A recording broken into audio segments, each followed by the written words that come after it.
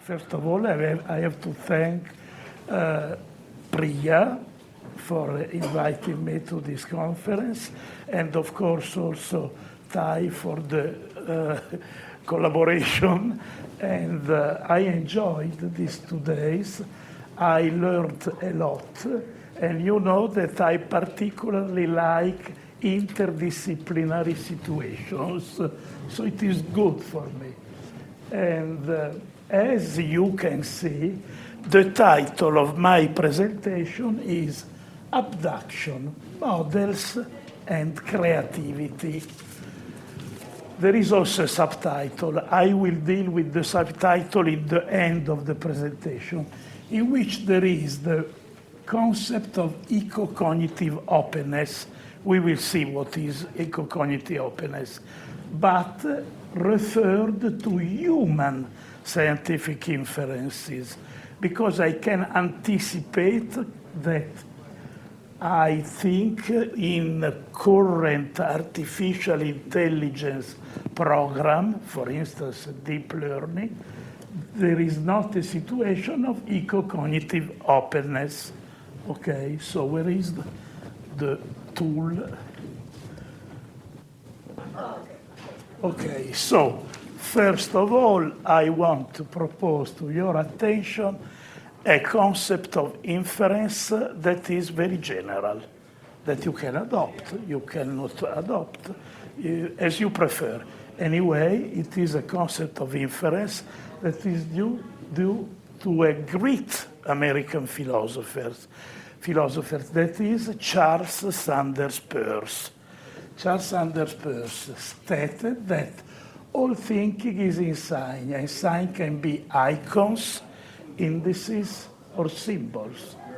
Moreover, it is always Peirce, all inference is a form of sign activity, where the word sign includes feeling, image, conception is an archaic word for concept, and other representations. So as you can see, Peirce, and I strongly agree with him, and also recent cognitive science agrees implicitly with Peirce, says that, for instance, an emotion is a cognitive activity, is an inference, is a way of reacting to a situation.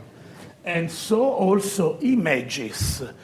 During these 2 days, there were a lot of presentations in which models, images, diagrams, artifacts were described. And so these, of course, are inferences in when they are able to lead from one point to another point. We have an inference following this concept. And in Kantian words, all synthetic forms of cognition. Synthetic form of cognition in Kantian words means, for instance, propositions that deal with the world. Okay? Kant divided between synthetic a priori cognition, for instance, mathematics, and synthetic a posteriori cognition. That is, a considerable part of the thinking activity is model-based. Of course, model-based reasoning acquires its peculiar creative relevance when embedded in abductive processes. So, Peirce, the great American philosopher. We are in the United States, so it is good to have Peirce. Abduction. What is abduction? You know what is deduction. Also because yesterday we have a rich apology of deduction given by Gilles Schur. And do you remember, deduction starts from true premises, and you are sure that you arrive to true consequences.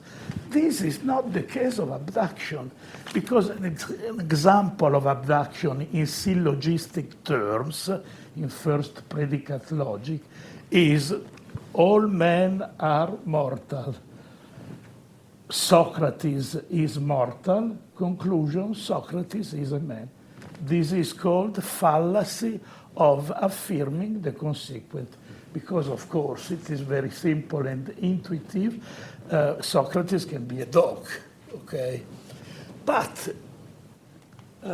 you can perform, of course, abduction. That is, we can classify abduction as reasoning to hypothesis, okay? Every kind of hypothesis. The classical example is making a diagnostic hypothesis. And another better example is discovering something new. Peirce gave the example of Kepler that discovers the elliptic orbit of the planet. So what is important to note? That abduction is an inference. Deduction is an inference. Induction is an inference. Usually we consider induction as a kind of generalization. Abduction is, so to say, more extended, okay? If you are using an analogy, it is more difficult to classify analogical reasoning as a kind of induction, even if John Stuart Mill said that it was possible because he had an extended view of induction. But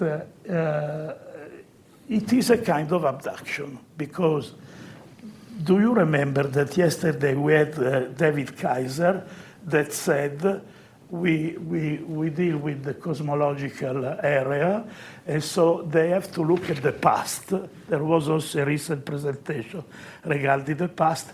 Abduction is good for looking at the past because in archaeology, that is not cosmology, you have the same problem. And he said that they use a toy model and analogical reasoning to make hypotheses. Okay, they are making abduction. During the breakfast, you also remember that you also use computational models, but there were also other presentations that regarded the computational models. So, model-based abduction means that you can perform abductions using models, diagrams, visualization, artifacts. You can take advantage of an external artifact to try to arrive to a hypothesis.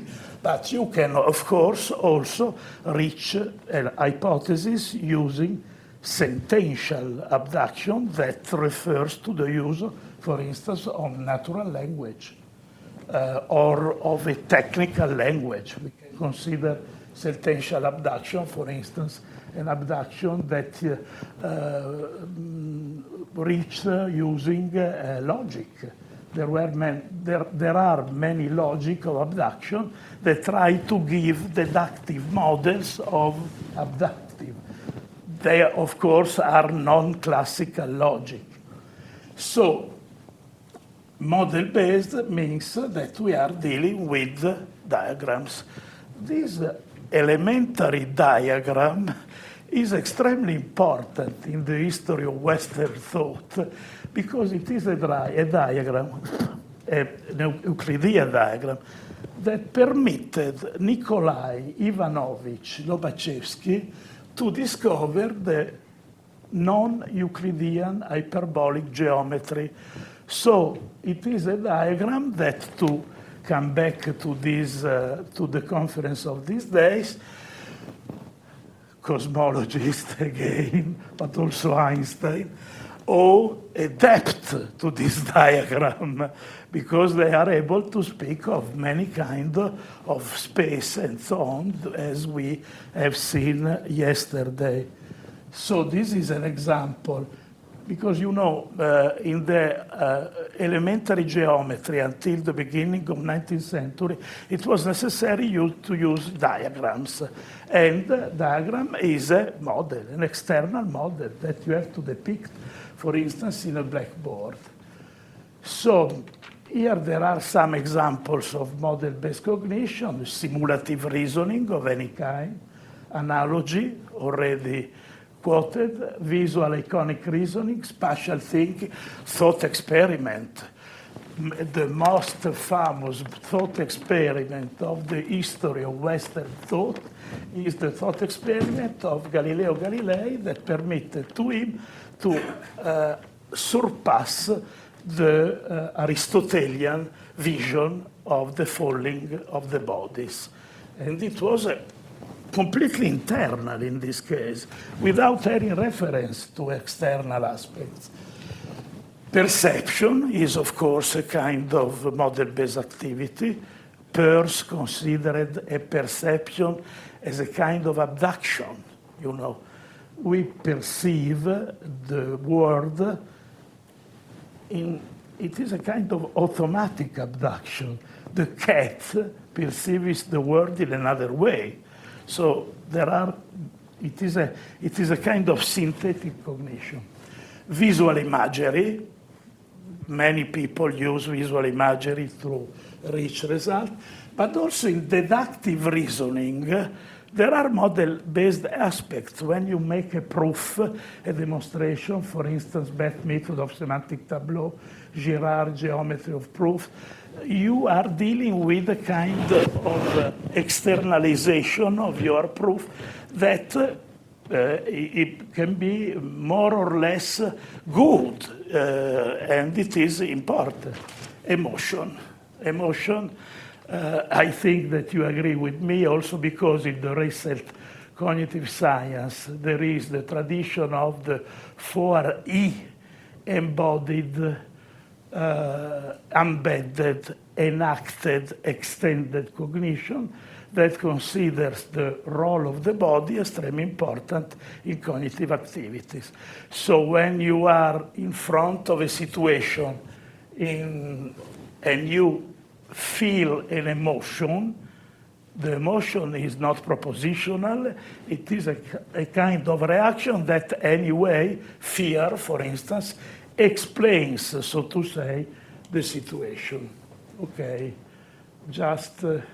okay, this is an example of a model used by Watson and Crick when they considered two snakes. This was important for the discovery of the DNA and the RNA. Just to show this example. This is a toy model of the planetary system. I guess that your model are more complicated. Oh, it's the same. Okay, good. They're very simple. For instance, useful, not necessarily for a creative. Do you remember that I put the name creativity? Abduction is the correct word to speak about creativity. Not necessarily they are used in creativity, but they can be used, for instance, to didactic aim. But there is also another kind of abduction that I call manipulative abduction. It is a kind of thinking through doing. What is thinking through doing? You are in front of a situation where you are looking for a hypothesis. The historical example is Ampere.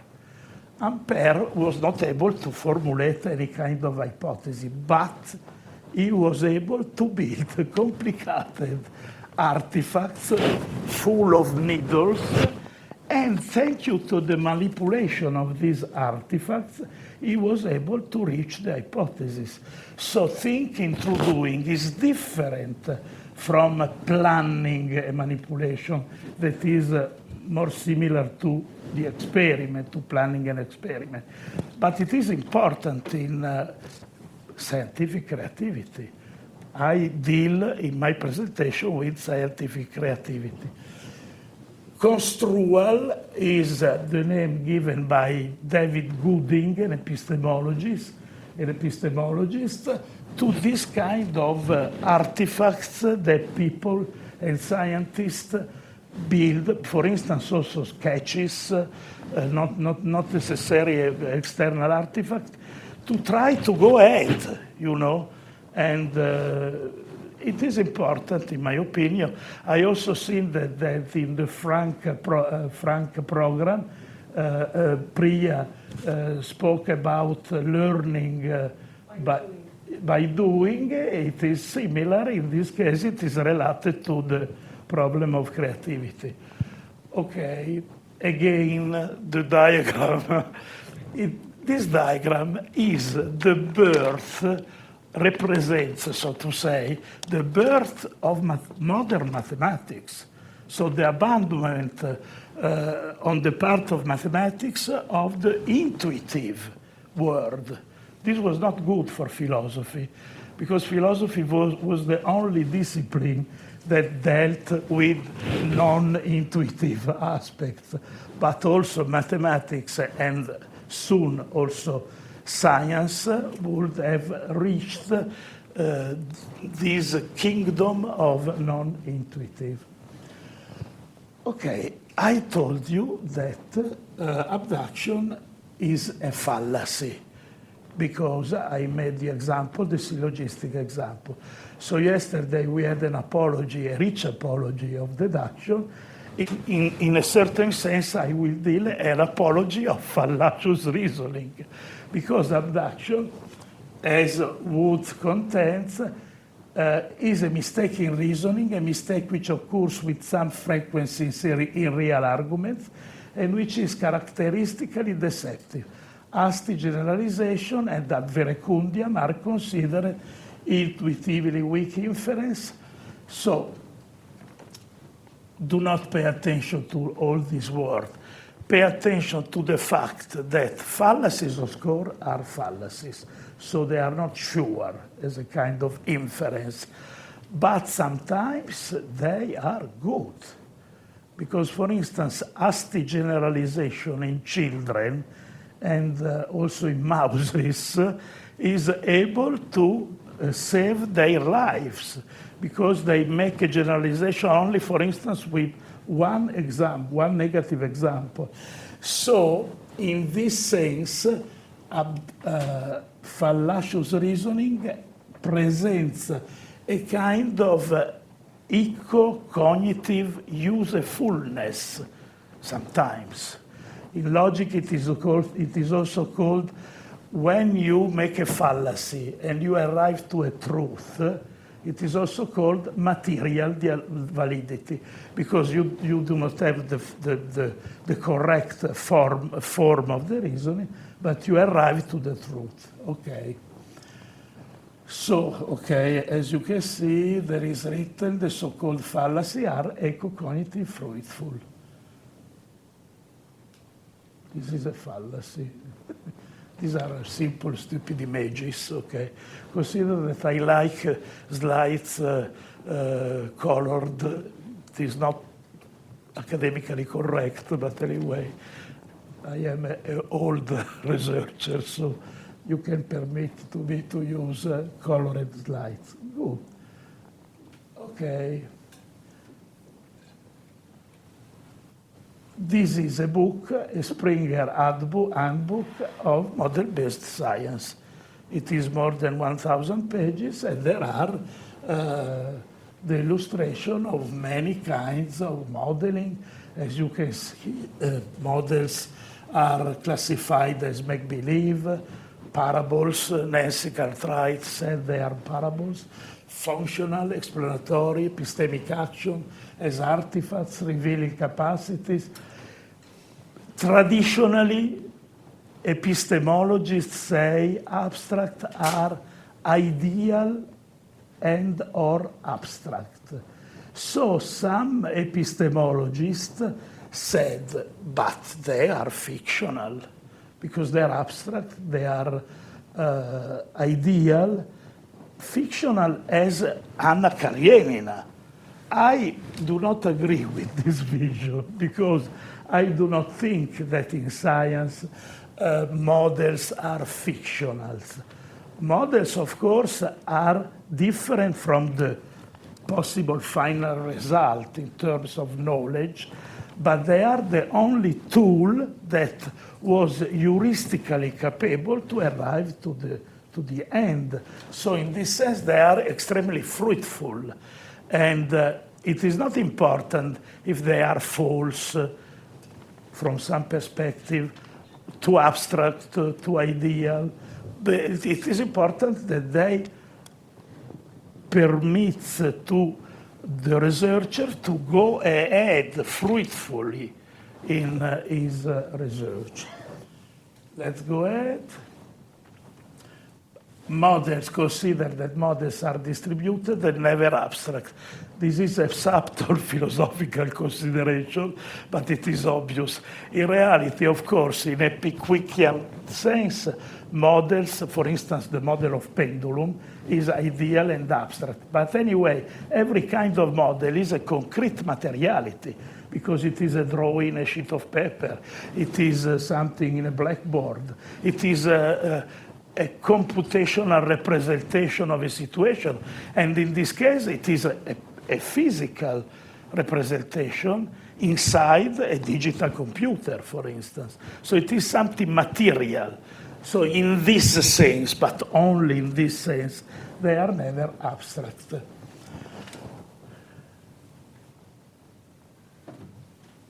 Manifest model is a model that is acquired, you know.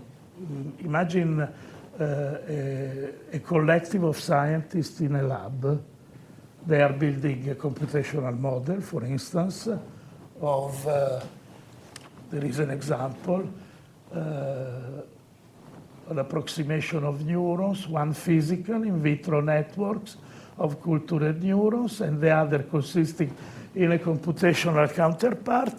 If the computational counterpart is adopted by that collective of scientists, so in that case, it is a manifest model that can work for not necessarily forever, but can be also eliminated. You can withdraw a model and produce another one. But if it is manifest, it is because it is adopted. Models are, so to say, just models that idealize and or abstract, but these last two aspects have to be strictly criticized in the light of recent epistemological cognitive literature as related to the special kinds of epistemic actions. Abstractness and ideality cannot be solely related to empirical inadequacy and or to theoretical incoherence in a static view of the scientific enterprise. I dealt with the problem of fictionality of models that is typical of the community of the epistemologists in the last online conference of 2 years ago on Inference here organized by Priya. So I do not spend a lot of time to speak again against fictionalism in epistemology. Oh, this is a model historically important because it was the model built by Maxwell. And it was important to permit to Maxwell to go ahead to reach important result concerning magnetism. Of course, to finish the problem of fictionality, if you see the scientific enterprise in a static way, so you have the result, the final knowledge reached, and you have the model that was used to arrive to that result. Of course, models seems fictional, sometimes without coherence, inconsistent, and so on. But it is because you do not adopt a dynamic view of a scientific enterprise. Okay. Creativity. I hope that I was able to explain what is abduction, what is a model. In our 2 days, there were many examples of models. Okay, there was also the presentation by, what was the name? Pazot, that spoke, Pazot, okay, sorry, I was looking, Pazot that said, but not deductive inferences are present in mathematics. For instance, in reverse mathematics, there is the problem of having some theorems, and archaeologically, so to say, you have to find the axioms that are able to lead to the... So non-deductive reasoning is widespread. It is a fallacy, but it is good because it is related to creativity. Because one of the characters of creativity is that you have to deal with creative abduction that are not the so-called selective abduction, the ones, for instance, of diagnosis, and so creativity is important. Okay. I told you that you have to see science. This is a kind of suggestion as you considering this audience, an audience of philosophers of science. Always consider science from a dynamic point of view. That was also a suggestion given by Popper and all the epistemologies after Popper. Okay, so what is equipistemic warfare? So the models are fiction or epistemic weapons? I think that they are epistemic weapons. You can use fictions in other aspects of scientific enterprise. For instance, if you have to get funds, you can also, invent. I am not suggesting to invent thought experiments, but Galileo invented a lot of thought experiments to try to sustain his theory. In the book by Paul Feyerabend, Against Method, there is an illustration of these smart activities of Galileo that is epistemic warfare. But when you are inside your activity of research, you cannot use fictions in the sense of stupidities or extremely false invented thought experiment or experiment, but you have to use models that work in a good way.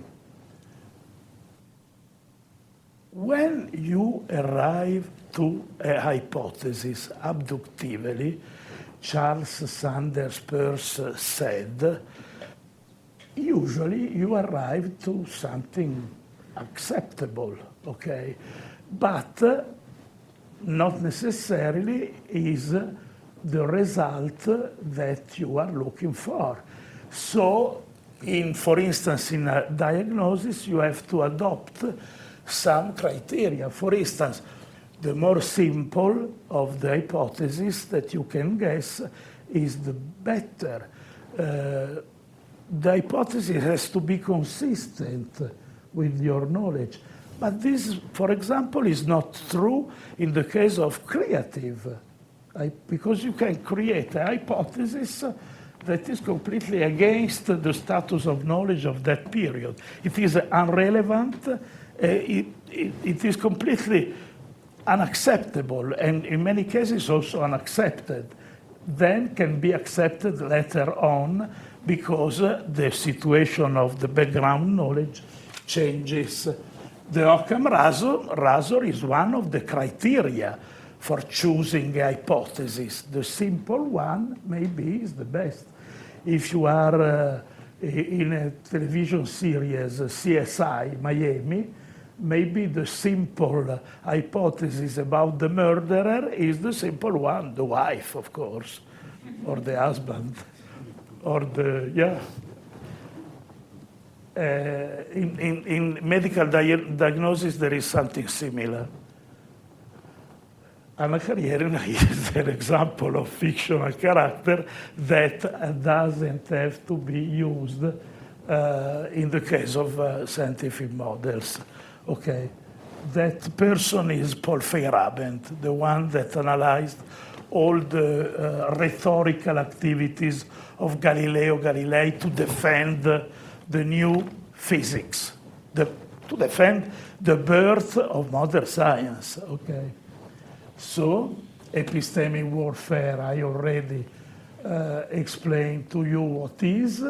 It is the use of both fictions, but also of models, because if you are looking for the scientific truth, even if we all know that scientific truths are all withdrawable, because this is typical of truth in science, we can call that an epistemic warfare. Okay, the last consideration that I want to submit to your attention is the fact that during my studies on abduction, I also, it was recently published a handbook of abductive cognition of 2,000 pages that I edited.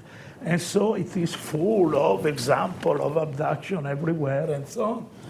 I reached the conviction that when you have to make an abduction, both in the case of selective abduction, that is the one that is typical of diagnosis, but also in the case of the creative abduction, it is important the so-called situatedness. And to make good abduction, you need an optimization of what I call eco-cognitive situatedness. This means that you have, there was a presentation regarding the constraints just a few hours ago. So you do not have to have, for instance, too many constraints or the wrong constraints, because you can be, to make an example, Einstein, but in front of a bad eco-cognitive situatedness, you are not able to discover anything. So, thanks to an eco-cognitive model, eco-cognitive means that refers also to the exploitation of the environment. Cognitive science speaks of distributed cognition. Human beings always, starting from the hominids, used to distribute cognition in external tools, to delegate cognitive aspect to the external materialities. And eco-cognitive model means that I refer to this aspect. So optimization of eco-cognitive openness and situatedness. You have to optimize. And there are, of course, many ways. In diagnostic reasoning, there will be a kind of optimization that is good. This is a practical, this is not a philosophical problem. It is a practical problem, and in archaeology you will be in another situation, and so on. But further, I am almost at the end of my presentation. I contend that in the case of science, you need a maximization of eco-cognitive environmental situatedness and adaptive cognition. For example, in AlphaZero, that is a deep learning program, you are not dealing with this situation. Also, in the case of deep learning tool in artificial intelligence that deal with big data, research says that humans always have to make a curation of the data, and this is a human performance, to avoid the spurious generalization that can generate it. So, to conclude, if this is the book in which I describe these things, if you need to maximize cognition, for instance, to make a good new discovery, we need new discoveries in science. We have to take care of eco-cognitive openness. So the question is discoverability jeopardized? It is almost the last sentence. Have I time? Currently, various aspects of decision-making in commercialized scientific research, already quoted in these 2 days, for instance, in biomedical areas, are jeopardizing discoverability in science, so scientific creativity and human creative abduction in general. So they are jeopardizing human creativity. Why? Because the excess of rendering secret knowledge, because of patenting, because of business aims, of course, it is exactly the contrary of the tradition of modern science, in which always there was a knowledge in motion, in the transparency.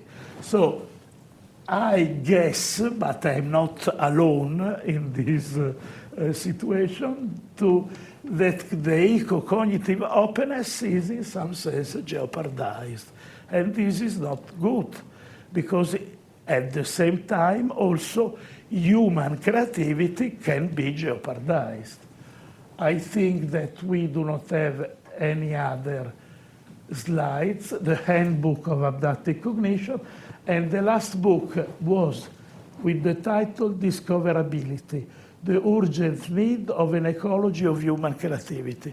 I had the opportunity to read some parts of the encyclic of the current Pope Francis about ecology. It's a huge, Laudato Si is the name in Latino, about all kinds of ecology. And so creativity was not so much quoted, but I quote human creativity. Human creativity needs to be treated from an ecological point of view. So this is a conclusion that is at the intertwining between epistemology, social epistemology, and ethics, because there are all these aspects all together. Thank you very much for your attention. Thank you very much, Lorenzo, for putting together a lot of features about, this is a conversation that some of us have been having, what constitutes a discovery, and what are the characteristics of a scientific discovery, or any discovery for that matter. And so I think this is a very interesting framework that brings in creativity, originality, into the frame of models and scientific activity. Thank you. Yeah. Questions? No questions. No? Unquestionable. So since it's my favorite way of thinking about sciences through abduction, because again, in my experience and what I've seen, anything that is worth of someone's sleepless nights has been done by abduction, not by sitting in front of and writing some equations outside mathematics. I'm a biologist. But what I think it's a good opportunity to bring another view on how we get inferences, a view that became more acceptable due to advances in medicine, which was able to bring people from comas and so on. And it's 100 years old in Western tradition, that's coming from Frederick Myers and William James. The idea is that there is a what they call subliminal part of the world, that basically we have a visible part of the world, there's a subliminal part of the world, and geniuses is an extreme case of people who have extreme ability for this abduction, are people who can channel something from there, and some people can't at all, and there's a degree of. But basically, it's a view that as something to consider in addition to a view that everything is done by a computational machine in our head, and that the knowledge can come to some other way. Let's put it this way. Okay, thank you. So I can add that when you use, for instance, equations, and this already happened with Galileo, you have to have at your disposal the concept of function. Without the concept of function, you are compelled to make the physics, the Aristotelian physics, that is only qualitative. In the case of Newton, you have to have at your disposal the differential calculus. And as Pazo thought, you have to discover the differential calculus. And this was made by Leibniz and Newton. So this was the fruit of abduction in mathematics. There is a famous book by Lakatos, Proof, Demonstration, and Refutation, that is about this construction. And so, of course, you can take advantage to make abduction, for instance, in medical reasoning of external tools, computational tools, and so on. There are many books already written about the role of artificial intelligence in scientific discovery as a kind of help, of tool, of an external aid to your heuristics. Next. Thanks. I really enjoyed your talk. I couldn't help but notice that you avoided the words inspiration and intuition. You avoided the words inspiration and intuition. And I was wondering why you did not. It is a good question, but I solved this question using Charles Sanders Peirce, okay? Charles Sanders Peirce and me too say, in human beings, there is the possibility of the so-called instinctual abduction. That is when you produce instantly and suddenly an hypothetical result, and it is true, it is good, okay? In this case, it is difficult to analyze because you do not have any awareness of the mechanism until now. Maybe in the future there will be some neurological research that will be able to explain. On the mouse brain and the mouse retina, right? Like they'll figure out how the mouse brain, for instance. But it is typical of human beings to use instinct. So, for instance, some physicians are particularly endowed with this capacity to make instantly a diagnosis. This is typical of human beings.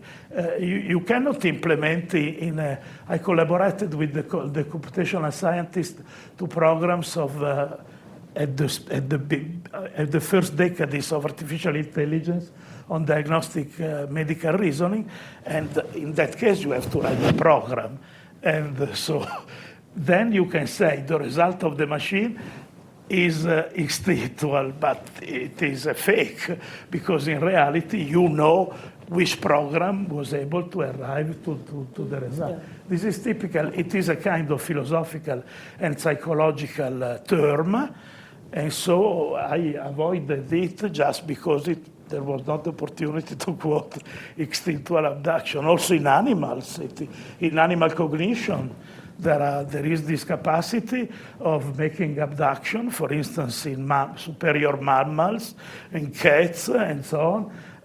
And of course, they are not using our syntactical language, but they are capable to arrive to a result. Yeah. Thanks, Lorenzo. Eduardo, very quick question, because we want to break for tea, unless you want to carry it over. Okay, great. Thank you very much. So let's break for tea and come back for the final talk and discussion at the end of the workshop. Thanks, everyone. Let's thank Lorenzo again. Thank you.